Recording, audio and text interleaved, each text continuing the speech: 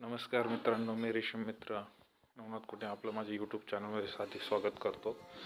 पहिला मोड तुटल्यानंतर वेटकेअर विजेता कशा पद्धतीनं वापरायची याचा आपण आज व्हिडिओ बघणार आहोत। वेटकेअर विजेता ही national research and development centre तर्फे रिकमेंडेड असते।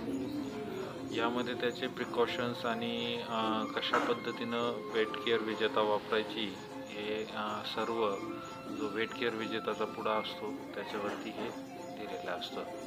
त्यांनी पण सांगितलेलं आहे की वेटकेअर विजेता ही कशा पद्धतीनं रुमालामध्ये घेऊन धुराळणी करायची ते आता आपण प्रत्यक्षात बघणार आहोत।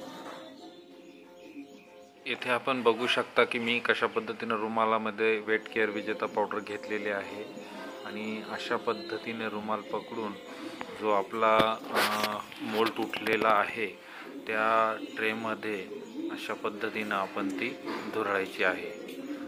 वेटकेअर विजेता असो या चुना असो, धुराळताना नक्की नाकाला रुमाल किंवा मास्क वापरायचे आहे। केअर विजेता पावडरमध्ये फॉर्मॅलिनचे प्रमाण असल्यामुळे आपल्या शरीराला ते हानिकारक होऊ शकतं किंवा आपल्याला ॲलर्जी होण्याचे चान्सेस असतात। अशा पद्धतीने आपण स्टेप बाय स्टेप सर्व ट्रेमध्ये वेटकेअर विजेता धुळून घ्यायचा आहे आणि साधारणतः अर्धा तासाने फिडिंग द्यायची आहे।